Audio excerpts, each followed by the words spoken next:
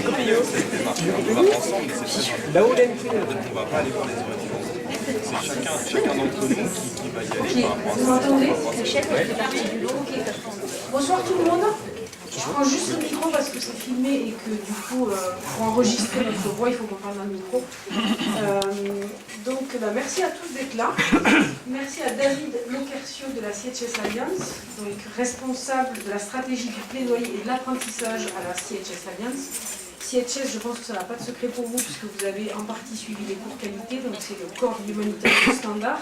Une nouvelle norme que va présenter, pas nouvelle, elle est plus si nouvelle que ça, elle commence à avoir aussi sa pratique, son usage, mais qui va faire l'objet de la conférence. Donc merci beaucoup à toi David d'être ici présent. Donc on va être ensemble pendant 2 heures à peu près, jusqu'à peu près 19h30 en fonction de la durée des questions. On aura une première partie où David va présenter tout un tas d'enjeux, il va partager avec nous des réflexions au plus près de la réalité de la réflexion qui a lieu entre les organisations aujourd'hui sur la question de la qualité, de l'amélioration de la qualité et de la redevabilité dans le secteur humanitaire. Et ensuite, à l'issue de sa présentation d'une quarantaine de minutes à peu près, vous aurez le champ complètement libre pour poser vos questions et échanger avec David. Voilà, donc profitez de cet espace, c'est vraiment un espace extrêmement privilégié qui vous est donné pour poser vos questions. Il n'y a pas de questions bêtes, donc si vous en avez, vraiment, osez lever la main et partagez vos idées, vos réflexions. Peut-être juste un mot d'introduction et vous dire que Bioforce est partenaire et membre de la CHS Alliance, donc on adhère à la CHS Alliance comme un grand nombre d'organisations. Donc à ce titre, Bioforce porte et fait la promotion des initiatives en termes de qualité et de redevabilité dans le secteur. Donc ça donne lieu à tout un tas d'échanges, de participation des groupes techniques. À l'époque, en 2014 et puis 2015, Bioforce avait fait partie, via Rory, qui représentait Bioforce, sur la définition et le développement de cette nouvelle norme, qui donc officiellement a été lancée en 2015, si je ne me trompe pas. Décembre 2014. Donc Bioforce avait fait partie du groupe technique sur la définition, comme beaucoup d'autres organisations. Aujourd'hui, on est dans une phase de mise en œuvre. Vous avez le corps humanitaire standard dans vos cours. Les travailleurs humanitaires utilisent cette norme-là, comme beaucoup d'autres. Donc on va avoir la chance aujourd'hui de parler de cette pratique et de l'analyse de l'impact de cette pratique sur les opérations humanitaires. La CHS Alliance est aussi impliquée dans nos actions de formation depuis plusieurs années. Donc la CHS Alliance, au travers de David et d'autres personnes, conseille Bioforce sur la mise à jour de nos contenus de formation, sur leur vision des enjeux du secteur par rapport à l'amélioration de la qualité et de la redevabilité. Donc on est vraiment dans un partenariat mutuel qui nous permet de nous enrichir et d'être au plus près des enjeux du terrain sur ces questions. Et puis aussi vous dire que suite au sommet humanitaire mondial en mai 2016 à Istanbul, cette norme, le corps humanitaire standard, en français la norme humanitaire fondamentale de qualité et redevabilité, elle a vraiment fait l'objet d'engagements explicites et formels de la part des bailleurs et des organisations de solidarité internationale au sens large, pour vraiment s'imposer d'utiliser strictement cette norme et d'améliorer l'application et le strict respect de cette norme et de ses indicateurs et actions associées. Donc il y a vraiment un engagement beaucoup plus important autour de cette norme, donc vous allez de fait en tant que travailleur humanitaire la rencontrer, l'utiliser et de fait c'est un impératif de l'intégrer dans sa pratique professionnelle, elle fait pleinement partie de votre environnement. Donc sa présence dans les politiques et dans la mise en place des programmes ne va faire que s'accentuer aussi suite aux engagements qui ont été pris dans le sommet humanitaire mondial. C'est pas juste une norme, c'est aussi des engagements extrêmement concrets et pragmatiques qui permettent de nous donner les moyens de placer les personnes en situation de vulnérabilité au cœur des opérations humanitaires, que ce soit de la conception des programmes jusqu'aux évaluations. Donc ce sont vraiment des éléments clés, très pratiques, qui donnent des clés méthodologiques, techniques, pour que dans la mise en œuvre des programmes, les bénéficiaires, les personnes en situation de vulnérabilité soient associées sur l'ensemble des phases du cycle de projet. Voilà. Il y a aussi d'autres éléments qui sont très intéressants sur l'implication des acteurs locaux, le leadership des acteurs locaux sur la direction et la mise en œuvre des opérations humanitaires. Donc la norme, cette norme humanitaire fondamentale de qualité et de redevabilité permet aussi une implication accrue des acteurs locaux de façon concrète, et tout ce dont va vous parler David, enfin entre autres, puisqu'il vous parlera de tout ce qui lui semble intéressant aujourd'hui, là le champ libre, donc voilà. Merci beaucoup David d'avance, et puis merci aussi pour vos questions qui vont suivre. Merci beaucoup Catherine, et merci à Bioforce pour cette invitation. J'ai vu qu'il y avait eu un gros travail marketing. Je suis rentré dans le bâtiment et tous les 5 mètres, il y avait une affiche pour rappeler cette soirée. Donc merci d'avoir fait tout ce travail. Et puis, je me réjouis de passer ce moment avec vous. Je crois que Catherine a déjà mis en avant beaucoup d'éléments dont on va parler. Mais on va essayer d'aller un petit peu plus en détail sur certains des éléments. J'ai beaucoup de plaisir de revenir à chaque fois à Bioforce. Chaque fois que je m'approche du bâtiment, je ne sais pas pourquoi, mais je pense à Game of Thrones. J'ai l'impression que le design du bâtiment a inspiré le design du trône de cette série. Alors j'espère que les relations à l'intérieur du bâtiment sont plus sympathiques et conviviales que dans la série. Il n'y a pas de backstabbing là-bas comme chez vous. Mais voilà, j'ai beaucoup de plaisir à être là. Et puis d'autant plus de plaisir que c'est la dernière chose que je fais avant de partir en vacances pour la Thaïlande demain. Donc voilà, je passe ces derniers instants avec vous et ensuite je rentre tranquillement me reposer. Donc, de quoi on va parler ce soir? Alors, d'abord, on va essayer de regarder un peu les normes en général. Est-ce que ça sert à quelque chose, notamment dans le domaine humanitaire? Pourquoi est-ce qu'on a les normes? Ensuite, on va regarder un peu plus en détail la norme CHS, donc quel en est le contenu, quelle en est la structure, et pourquoi elle est structurée de cette manière-là. Ensuite, on va regarder la dimension qualité et le travail d'amélioration. Donc c'est bien d'avoir une norme, mais ensuite, comment on peut utiliser ça pour faire une évaluation, un assessment d'une organisation, d'un programme, et ensuite utiliser les résultats pour s'améliorer. On va ensuite aborder un peu les dimensions qui vont au-delà juste de l'approche organisationnelle, c'est-à-dire qu'on sait aujourd'hui beaucoup plus que dans le passé, on a une approche au niveau d'un pays où ce n'est pas juste une organisation qui a un programme, mais il y a une équipe humanitaire pays qui essaye d'avancer ensemble et d'avoir un impact plus grand que ce qu'on pourrait avoir juste au niveau d'une organisation. Donc comment la norme, comment les approches qualité, redevabilité peuvent s'intégrer dans une approche collective telle que celle des clusters et de l'équipe humanitaire pays. Et puis finalement, on aura aussi évidemment un temps de discussion et de questions. Donc je vous invite à prendre note un peu des questions, des interrogations que vous avez au fur et à mesure de la présentation, et puis on aura le temps encore à la fin d'en discuter.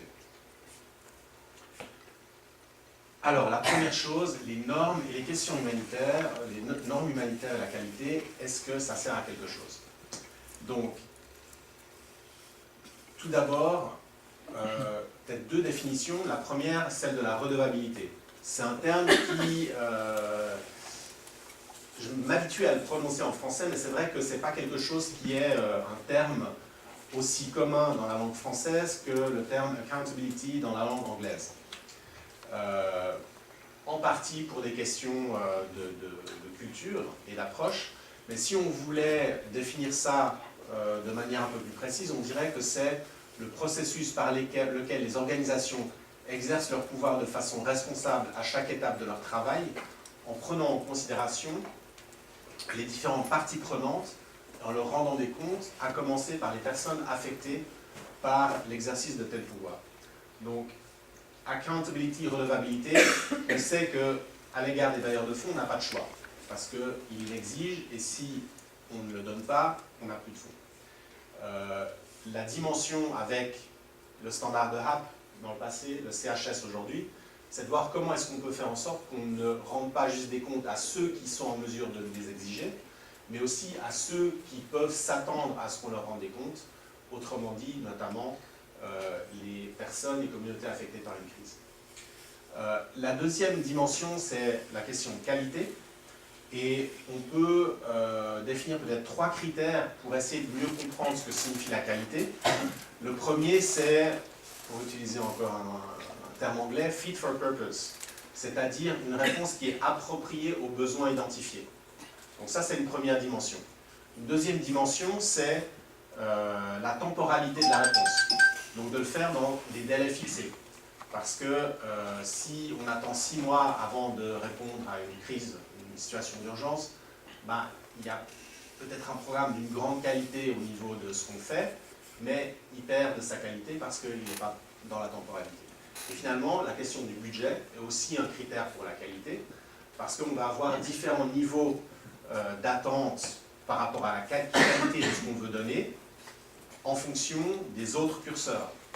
Si on veut faire quelque chose de très rapide, ça coûtera peut-être un peu plus cher. Si on prend un peu plus de temps, peut-être qu'on aura aussi moins de dépenses. Donc il y a ces 3 dimensions qu'on va prendre en compte. Et puis un élément auquel on n'a longtemps pas été très habitué dans le monde humanitaire, c'est le fait que finalement le client, entre guillemets, les bénéficiaires, les communautés affectées par une crise, au final, ce sont eux qui sont les mieux placés pour évaluer la qualité d'une réponse. Ce n'est pas juste les évaluateurs, les donateurs, mais aussi les personnes qui sont censées bénéficier des programmes. Donc si on veut avoir une approche qualité, il faut forcément prendre en compte leur avis. Pour parler juste des origines du CHS, de la norme humanitaire fondamentale, comme je viens de le dire, il y a des particularités dans le secteur humanitaire. Contrairement par exemple au secteur privé, où vous vendez un produit, les personnes qui l'achètent sont ceux qui le payent. Dans le monde humanitaire, on a des ONG qui vendent des projets à des donateurs pour le bénéfice d'une tierce partie. Donc ceux qui sont censés bénéficier des projets n'ont pas autant d'impact sur la mise en œuvre. S'ils ne sont pas contents, tant que vos donateurs sont contents, vous n'avez pas trop de problèmes. Donc il y a un peu une absence d'autorégulation du marché dans ce domaine. Et il y a une chose, il y a une citation sur la droite par rapport à la réponse au génocide au Rwanda, où c'est un peu la première fois qu'on a mis en exergue les manquements dans la qualité, et en particulier le problème que beaucoup des choses qui se faisaient ne prenaient pas du tout en compte l'opinion, soit dans la conception ou la mise en œuvre des projets, des personnes affectées. Et ça, c'est ce qui a un peu contribué à démarrer toutes ces réflexions sur le domaine de la qualité, la professionnalisation dans le monde humanitaire. C'est de là qu'on a ALNAP, Sphere, People in Aid et ensuite App qui ont commencé à développer des standards de qualité, des guidelines, des normes, etc. Et puis, si on revient à cette année, on a le sommet humanitaire mondial qui a un peu cristallisé encore certaines des thématiques que vous retrouverez dans le CHS, notamment en mettant en avant la centralité des personnes dans la crise humanitaire et s'assurer qu'on ne soit pas dans une situation d'offre, mais plutôt qu'on regarde aussi quelle est la demande par rapport aux besoins. Ça, c'est juste pour illustrer le fait que si vous regardez le début des années 90 jusqu'aux les années 2012, on voit l'évolution du nombre de codes de conduite, d'actions, d'initiatives de qualité. Il y a vraiment eu, à un moment donné, un développement exponentiel jusqu'à ce qu'on puisse peut-être dire même qu'il y avait trop d'initiatives, trop de standards différents, ce qui posait aussi un problème pour les travailleurs humanitaires. Quand on a 12 standards différents qui traitent plus ou moins la même chose, ça devient compliqué de vraiment avoir quelque chose d'utile. Mais ce qui est important, c'est qu'on est passé de la situation où on se demandait est-ce que vraiment on doit être redevable vis-à-vis des populations affectées, plutôt à la question comment est-ce qu'on doit le faire. Et c'est là que justement l'importance d'outils qui soient vraiment clairs, précis, mesurables se pose. Peut-être juste une parenthèse pour dire que les humanitaires ne sont pas seuls à affronter de grands défis. Une des choses qui a, à mon sens, peut-être un peu freiné la capacité d'apprentissage, de remise en question dans le monde humanitaire, c'est le fait qu'on est peut-être un peu trop souvent rapide à invoquer les circonstances difficiles dans lesquelles on travaille, que ce soit au niveau logistique, de sécurité, pour justifier parfois l'absence de résultats. Et c'est vrai qu'on a souvent, qu'on soit au Congo, en Syrie ou ailleurs, des grands obstacles logistiques. Mais ça ne veut pas dire qu'on peut mettre sous le tapis les problèmes qui se passent. Si on regarde des boîtes privées comme DHL ou des compagnies aériennes, ils ont aussi beaucoup de volatilité, d'incertitude dans leurs opérations, mais à la fin, ils doivent quand même dégager un bénéfice s'ils veulent survivre. Donc, de notre côté aussi, on doit aussi faire le travail de se poser des questions et de mesurer ce qu'on fait pour pouvoir s'améliorer.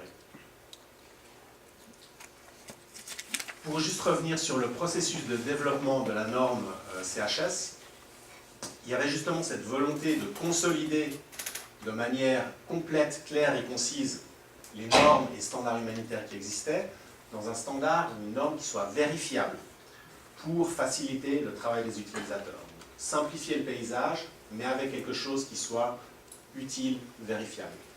Donc, c'est quelque chose qui a été développé par HAP International, People in Aid, le projet Sphère, et en France, le groupe URD. Il y a eu toute une série de consultations qui ont débouché sur des pilotes, puis la publication de la norme en décembre 2014.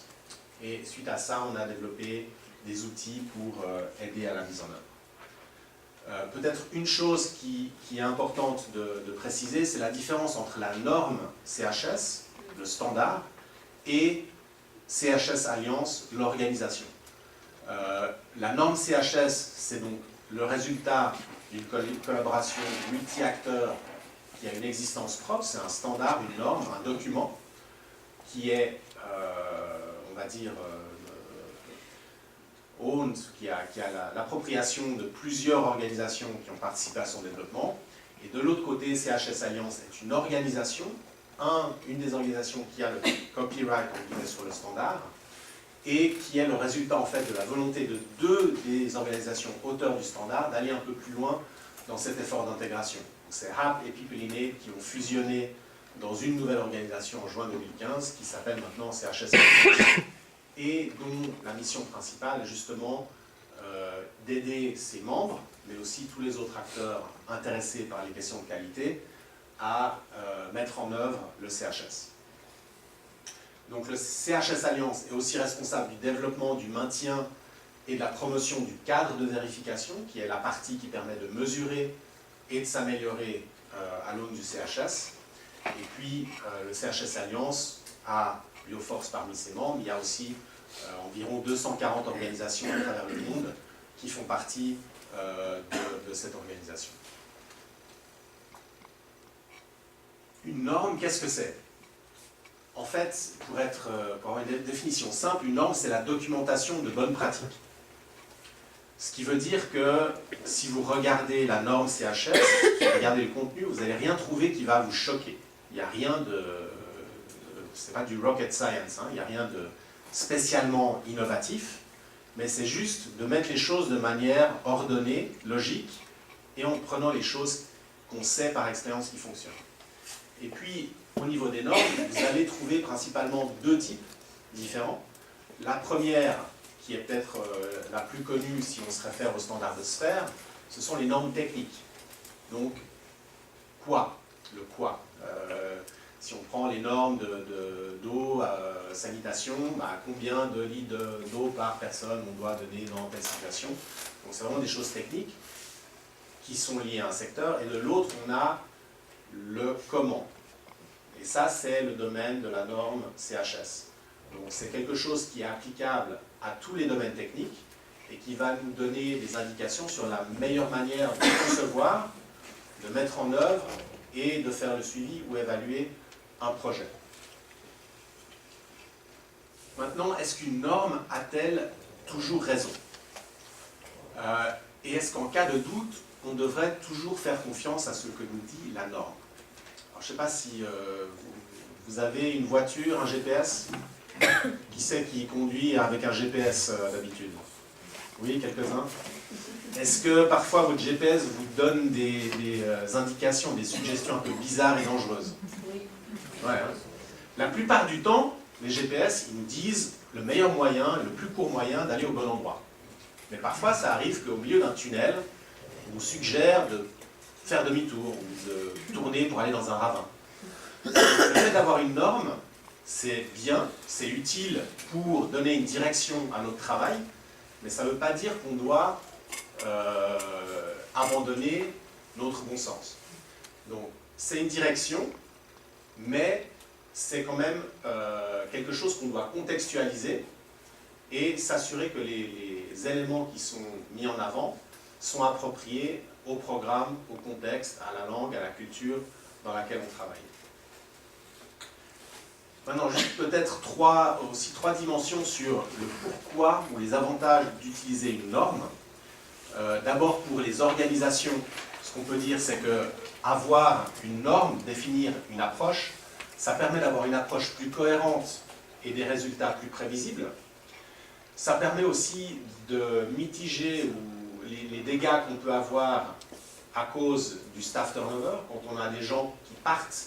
Le fait d'avoir des pratiques établies permet de s'assurer qu'on ne va pas perdre trop de mémoire institutionnelle. Et finalement, ça donne aussi aux collaborateurs une clarté sur les comportements, sur ce qui est attendu de leur part, sur la manière de travailler ou sur les valeurs à suivre. Pour les communautés ou les personnes affectées par une crise, dans lesquelles des organisations vont travailler, le fait d'avoir une norme qui est utilisée et sur laquelle on communique, ça leur permet tout d'abord d'avoir un meilleur espoir que les produits et services fournis sont appropriés aux besoins et de qualité. Et puis deuxièmement, plus de clarté et de transparence sur la qualité du service qui doit être fourni. Si on veut avoir une redevabilité, si vous ne dites pas aux gens à qui vous voulez être redevable ce à quoi ils ont droit, ce à quoi ils peuvent s'attendre, ils ne pourront pas vous demander des comptes. Donc la communication, le partage d'informations sur ce domaine-là est essentiel pour atteindre l'objectif de redevabilité. Et puis finalement, pour les régulateurs, les donateurs, les gouvernements qui sont affectés par une crise, le fait de savoir qu'il y a des organisations qui se basent sur une norme, ça permet, c'est plus simple d'évaluer l'efficacité de ce qui se fait. C'est aussi plus simple de faire confiance à une organisation quand on sait qu'ils ont une approche qualité, qu'ils ont une approche pour s'assurer de mitiger les problèmes potentiels liés à leur intervention et de délivrer des résultats et de mesurer ceci. Après, sur l'approche qu'on peut suivre quand on utilise une norme, ce qu'on dit par rapport au CHS, c'est que pour qu'une norme donne sa pleine mesure, elle doit devenir transparente. Ça veut dire que vous avez une chose, c'est d'avoir le petit livre vert où il y a la norme CHS, mais tant que les éléments restent dans un document à part qui n'est pas intégré à la culture d'organisation, aux procédures existantes, l'impact va être limité. Et c'est toute la question de l'appropriation. Tant qu'on a quelque chose qui est vu comme une norme externe qui n'est pas intégrée dans la manière de travailler de l'organisation, ce n'est pas quelque chose que les gens vont faire naturellement. Ils vont avoir tendance à remettre ça dans les mains d'un spécialiste de la qualité, d'un spécialiste de la redevabilité, et vous aurez un impact moindre. Donc la manière dont on met en œuvre, et notamment le fait de se l'approprier au niveau de l'organisation, est un élément critique si on veut avoir une approche qui ait du succès. Maintenant, si on regarde un peu plus en détail le contenu et la structure du CHS, tout d'abord, si on regarde par rapport aux standards ou aux normes qui ont été remplacées par le CHS, il y a trois peut-être points principaux qui sont à noter. Tout d'abord, un périmètre plus large. Par rapport aux standards ou à la norme de HAP, par exemple, on a d'autres éléments qui ont été intégrés, donc on n'a plus juste un cadre très orienté redevabilité aux populations, on a vraiment une approche plus holistique, plus de qualité, qui intègre notamment les questions de résilience, l'approche ne pas nuire, la localisation et le développement des capacités locales, la coordination, tout ce qui est value for money ou l'utilisation des ressources. Donc on a un cadre qui est beaucoup plus complet que ce qui était présent auparavant. Ensuite, c'est une norme, un standard qui est devenu beaucoup plus orienté sur la performance et l'apprentissage. Tout d'abord parce que dans la manière dont on l'a écrit, on a repris certaines composantes du compas qualité qui allaient un peu dans cette direction, et puis on a davantage inscrit dans le contenu de la norme les critères du DAC, de l'OCDE, sur l'évaluation de la qualité dans les projets humanitaires. Donc ça a l'avantage que si on va faire une évaluation par rapport aux critères du DAC, on a déjà les éléments dans la planification des programmes qui vont davantage nous permettre d'avoir des résultats positifs sur les critères d'évaluation. C'est aussi une opportunité de créer davantage des synergies entre la planification, l'évaluation des partenaires, le monitoring, le reporting, et c'est quelque chose qu'on discutera un peu plus en détail tout à l'heure. Et puis, ce que j'ai mentionné avant, c'est qu'il y a un cadre de vérification, parce qu'on voulait que le standard soit mesurable. Donc, ça permet d'identifier les forces et les faiblesses d'une organisation ou d'un programme, quelles sont les priorités, de comparer aussi sa performance à d'autres organisations similaires, et de faciliter l'apprentissage par des pairs quand on va faire, non pas une auto-évaluation, mais une revue commune. Et puis, la troisième différence, c'est que du fait qu'on a mis ensemble les différents publics des standards, des normes qui ont créé cette alliance, on a déjà 240 membres par CHS Alliance. On a aussi un plus grand soutien des donateurs, des Nations Unies, du SCHR, de la société civile. On a aussi une adoption par le système des clusters des Nations Unies, d'OCHA, également au niveau du sommet humanitaire mondial.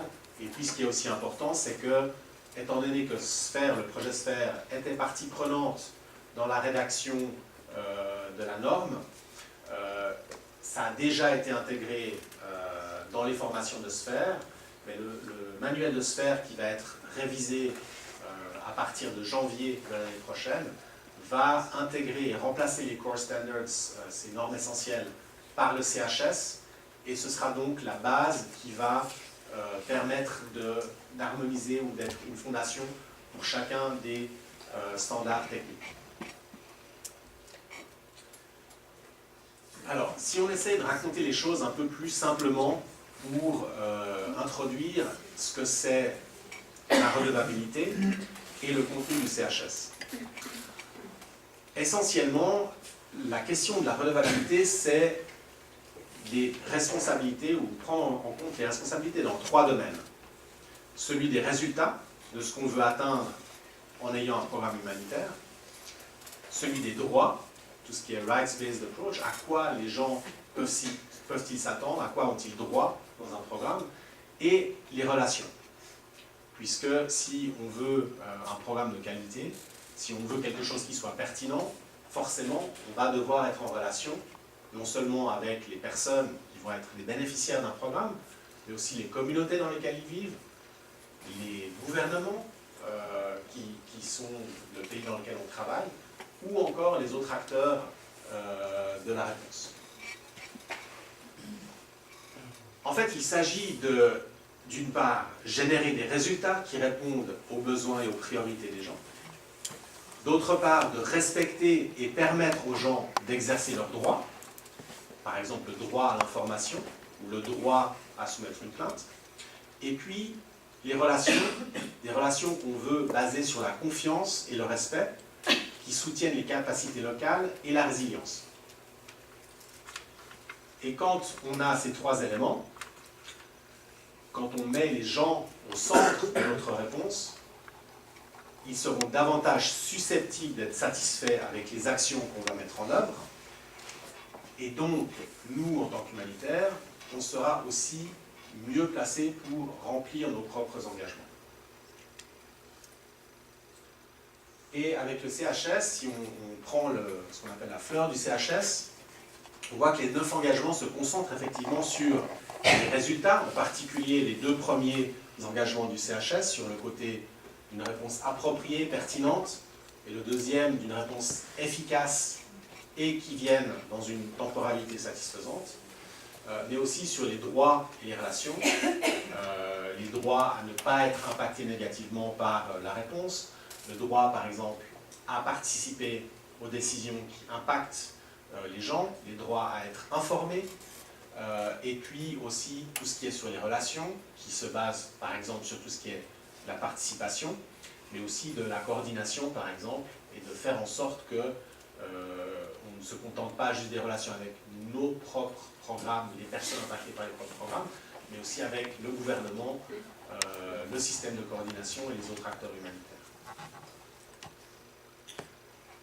Peut-être juste pour rappeler la structure du CHS, parce que c'est important pour comprendre la logique et l'approche que la norme a prise.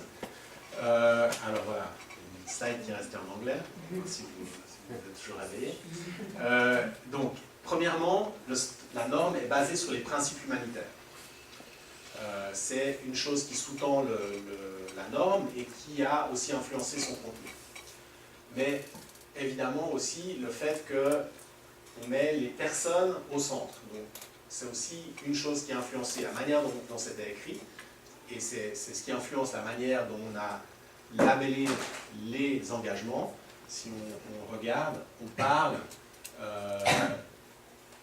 ça c'est les critères de qualité, mais quand on a les engagements eux-mêmes, on verra tout à l'heure, on parle à chaque fois des communautés et personnes affectées par la crise peuvent s'attendre à ce que. Et puis, deux dimensions encore, donc le critère de qualité, qui était dans la fleur qu'on a vu tout à l'heure, et puis ensuite, chacun des engagements a deux dimensions, deux sets d'actions. Les premières sont les actions clés qu'on doit prendre pour remplir l'engagement, et qui sont ce qu'on va faire en tant que, probablement, individu. Et puis la deuxième partie, ce sont les responsabilités organisationnelles. C'est donc ce que l'organisation doit mettre en place dans ces systèmes pour s'assurer que les actions soient mises en place de manière systématique et cohérente. Qu'elles ne dépendent pas juste du fait qu'on a une bonne personne en place, un bon manager, mais que ce soit quelque chose qui fasse partie de la manière dont l'organisation travaille. Donc si on regarde un petit peu le contenu plus en détail, le premier engagement, il vise à ce que la réponse humanitaire soit adaptée et appropriée. Et une des raisons pour lesquelles c'est le premier engagement, c'est parce que si vous ne faites pas ça juste, tout ce que vous faites après ne servira pas à grand chose. Si vous faites un programme qui ne sert à personne, il pourra être super efficace en communiquant très bien avec les gens, autant s'arrêter tout de suite. Donc c'est la compréhension du contexte, des besoins, des capacités également, une compréhension des besoins dans leur diversité, sachant que les femmes et les hommes ont des besoins différents, les enfants et les adultes, différents groupes ethniques qui ont peut-être des diversités et des besoins différents. On parle aussi ici d'une réponse impartiale et du fait que, malgré le fait que les programmes humanitaires sont conçus avec des Gantt charts très labellisés, les besoins peuvent changer dans le temps et donc on devrait être en mesure de pouvoir s'adapter au changement des besoins. Et puis j'ai mis à chaque fois les indicateurs de performance qui sont liés à l'engagement en question, qui sont tirés du document du guide du standard, du guide du CHS, et qui sont des dimensions qui peuvent être utilisées notamment dans l'évaluation des projets, mais aussi au niveau collectif, pour s'assurer que les personnes qui bénéficient d'un programme ou d'une action puissent nous dire s'ils considèrent qu'il a un impact ou pas. La deuxième dimension, qui est aussi une dimension plus de résultat, c'est une réponse humanitaire efficace et fournie à temps. Donc, c'est la question d'une réponse au moment approprié. Donc, c'est d'une part peut-être la rapidité d'une réponse, mais parfois c'est aussi le moment de la réponse. Surtout quand on parle d'intervention par exemple de sécurité alimentaire, on va distribuer des semences. Si elles sont distribuées après la période où on va devoir semer, on a loupé la temporalité. Donc c'est aussi cette dimension-là à prendre en compte. Mais c'est aussi l'anticipation et la préparation des éléments de réponse. Ce qui va permettre de répondre rapidement, c'est pas juste de commencer à travailler très fort quand une catastrophe ou un désastre s'est passé, mais c'est aussi d'avoir prévu soit de la prépositionnement d'éléments, donc ça c'est une question très logistique, mais aussi d'avoir réfléchi à ce qui se passe de manière cyclique, de voir comment on peut peut-être prévenir des problèmes, ou en tout cas en minimiser les conséquences. Et puis dans ce deuxième engagement, c'est aussi toute la question du respect des normes techniques de qualité. Donc c'est aussi l'aspect comment est-ce que le CHS parle avec les normes techniques, notamment du handbook du guide de sphère. Le troisième point, c'est à la fois comment éviter les effets négatifs. Donc au minimum, on ne devrait pas créer d'effets négatifs avec notre réponse. Et ça peut être tant au niveau de l'impact qu'on peut avoir sur l'environnement, sur l'économie locale, sur les relations sociales, sur la sécurité des gens. Donc il y a toute une série de choses qu'il faut prendre en compte dans son analyse quand on met en œuvre un programme et qu'on le conçoit. Mais c'est aussi, pour aller plus loin, comment est-ce qu'une intervention peut renforcer la résilience, comment est-ce qu'elle peut reconnaître et prendre en compte les capacités locales et faire en sorte qu'on ne rende pas les gens dépendants, qu'on va, par exemple, c'est toute la question de, aussi si on est une ONG internationale, ou un acteur international, et qu'il y a des ONG locales, est-ce qu'on va commencer à recruter le staff de ses propres partenaires? Comment est-ce qu'on peut faire pour aller au-delà de juste préserver ses propres intérêts, mais avoir un effet positif sur le long terme? Et là, à ce niveau-là, je crois qu'un élément qui est clé pour la redevabilité, c'est la proximité. Et souvent, on dit que bon, voilà, les ONG nationales, bon, on ne peut pas leur donner des fonds directement parce que, vous comprenez, ils n'ont pas tous les systèmes en place et il y a des problèmes de corruption, etc. Ils ne sont pas aussi avancés que nous pour les questions de redevabilité. Maintenant, les ONG nationales, pas toujours, mais souvent, ont un avantage sur notamment les grosses organisations internationales pour la redevabilité, c'est la question de proximité. Parce que quand on est une grosse organisation, qu'on a un compound avec des gros murs et des gardes de sécurité autour, on perd cette proximité avec les communautés pour lesquelles on travaille. Donc, on va avoir moins de pression, parce qu'on a des intermédiaires entre nous et les communautés, parce qu'on n'est pas forcément présent dans les endroits où on fait nos programmes, et donc, un problème concret va avoir moins d'impact. Tandis que si on a une petite organisation, on va peut-être avoir des processus moins sophistiqués. Par contre, si vous faites un problème, si vous ne communiquez pas avec les gens, si vous changez la date d'administration sans informer les gens, probablement que le soir, vous avez des gens qui vont frapper à la porte et vous dire qu'est-ce qui se passe. Donc la proximité, si on veut être redevable, elle est très importante, et en tant qu'organisation internationale, il y a un gros effort à faire pour éviter justement de tomber dans ce piège d'être toujours derrière son ordinateur en train de faire des rapports et de finalement perdre ce contact avec les gens pour lesquels on travaille. Le quatrième élément du CHS, c'est la question d'une réponse humanitaire fondée sur la communication, la participation et le retour d'informations. Donc, ça s'inscrit justement dans cette question de proximité, mais c'est aussi une communication proactive, mais adaptée aux différents groupes visés, qui soit transparente avec ces communautés affectées par une crise. C'est aussi une implication des parties prenantes dans la prise de décision, non pas juste au moment où on va faire la conception du programme, on fait notre évaluation des besoins, c'est quelque chose dont on est familier, on fait une grosse évaluation des besoins, on parle à plein de gens, et après ils ne revoient plus.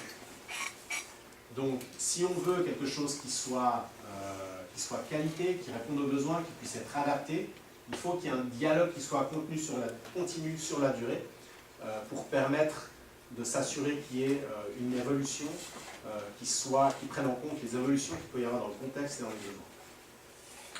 Et puis, aussi un élément, une écoute qui a un véritable impact sur les décisions prises, c'est-à-dire qui influence véritablement ce que l'on va faire. On ne peut pas juste se contenter d'écouter ce que nous disent les gens. Et puis au niveau de la communication, il faut le faire avec des moyens qui sont adaptés au contexte. Donc ça c'est juste un exemple de ce qui a été fait en Centrafrique pour communiquer en fait sur la base à l'époque des normes de RAP sur ce que les gens étaient en droit d'attendre. Donc c'était autant communiquer avec le staff que aussi avec les populations. Le cinquième élément qui est parfois réduit un peu à l'essence de la redevabilité, les plaintes sont bien accueillies et traitées, mais qui en fait est plutôt un garde-fou dans la norme. C'est essentiellement quand il y a eu des problèmes au niveau de l'évaluation des besoins, au niveau de la communication, au niveau du partage d'informations, c'est à ce moment-là que les gens vont avoir besoin d'un système où ils puissent venir soumettre des problèmes plus sérieux, de manière formelle, notamment sur des problèmes de fraude, de corruption, d'abus, d'exploitation sexuelle, de problèmes par rapport à la sélection des bénéficiaires d'un programme, et donc des choses qu'on doit enregistrer et traiter. Par contre, il ne faudrait pas qu'on considère que tout dialogue avec les communautés avec qui on travaille doit passer par un système de plainte. Il faudrait que justement on soit proactif pour que les contacts programmatiques, opérationnels, de suivi et d'évaluation soient déjà proactifs pour maintenir ce dialogue, pour qu'on puisse le plus possible régler le problème avant d'en arriver à des plaintes formelles. Le sixième point, c'est une réponse humanitaire coordonnée et complémentaire. Et là, c'est quelque chose qui est devenu de plus en plus important ces dernières années avec l'approche d'un plan de réponse humanitaire pays, les systèmes de coordination d'OCHA.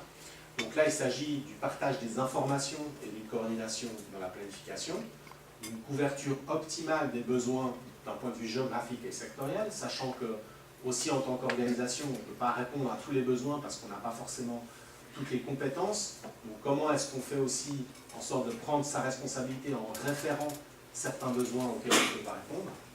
Et puis, évidemment, éviter les duplications de programmes et aussi référencement des lacunes pour qu'on puisse quand même avoir une bonne couverture sectorielle et géographique. Le septième point qui est aussi essentiel, c'est les acteurs humanitaires qui apprennent et s'améliorent de façon continue. Et je crois que pour ceux qui sont dans le secteur depuis un moment, on voit un petit peu à chaque fois qu'il y a des revues ou des évaluations, des grosses évaluations, hein, qu'on revienne peut-être pas aussi loin que le Rwanda, mais disons le tsunami, Haïti, on a quand même un peu toujours tendance à voir ressortir les mêmes conclusions. Donc ce serait bien qu'on passe peut-être de la terminologie des leçons apprises, des lessons learned. Pour l'instant, on en est aux leçons identifiées. Donc les leçons, elles sont apprises le moment où on ne les répète pas la fois d'après.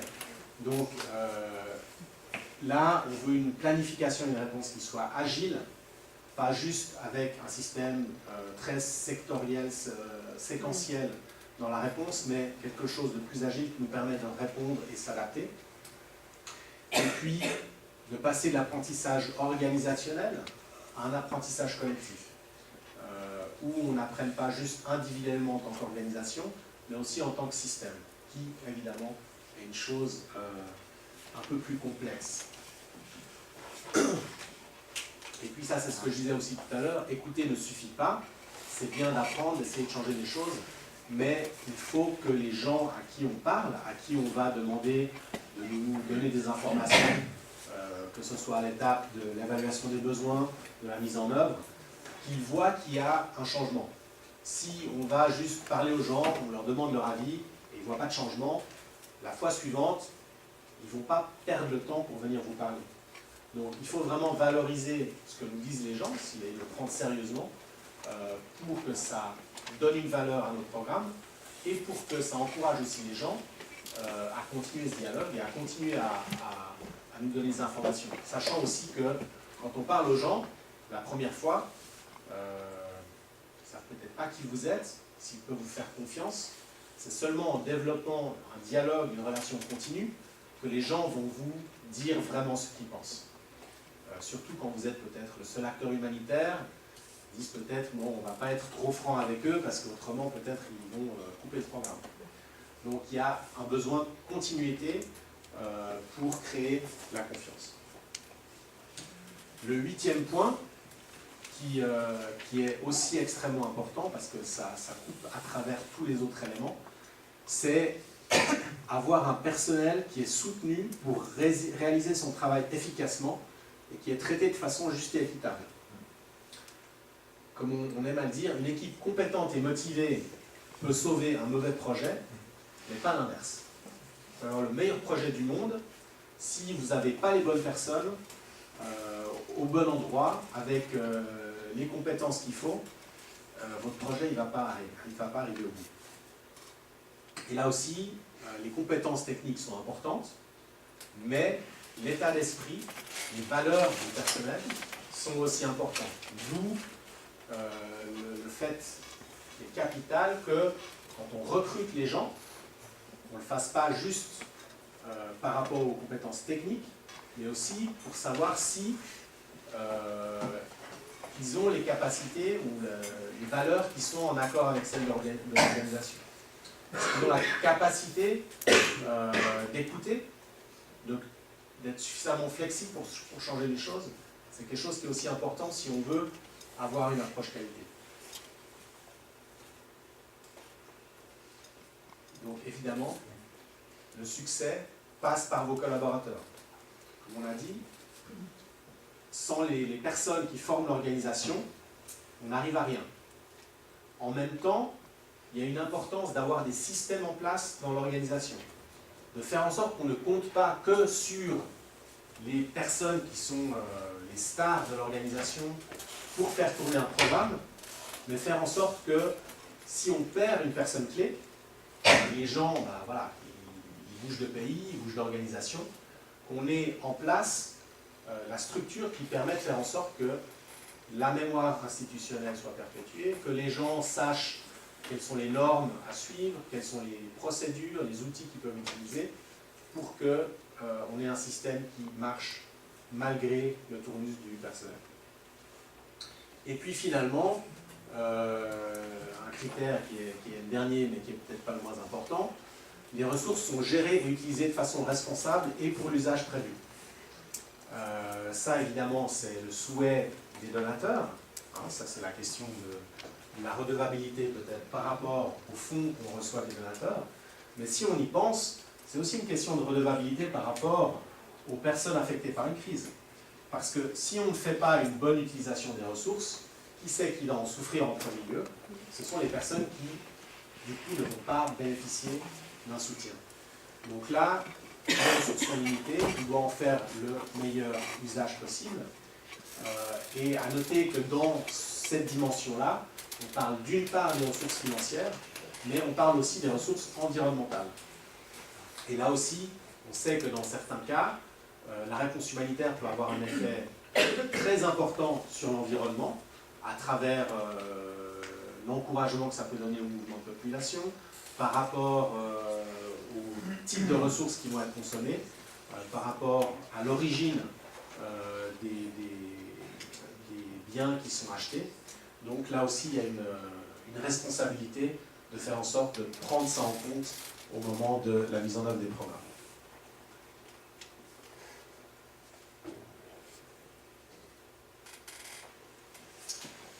Troisième partie, les designs, je ne sais pas comment on dit ça en français, c'est un terme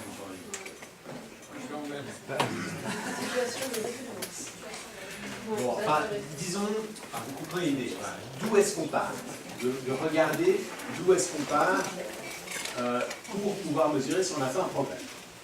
Donc, apprentissage, amélioration continue, comment est-ce que les outils du CHS peuvent nous aider.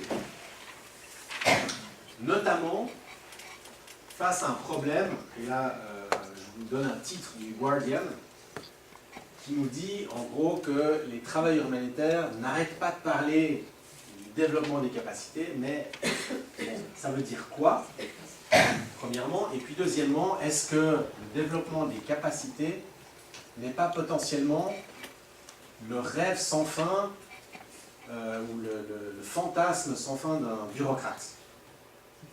C'est vrai que parfois on a l'impression qu'on a du développement de capacités, des formations qui ont lieu pendant des années et des années, mais on n'a pas forcément une évaluation à la fin qui nous permet de dire est-ce qu'on a fait un progrès ou pas. Et donc c'est important de faire en sorte, évidemment, qu'il y ait un développement de capacité,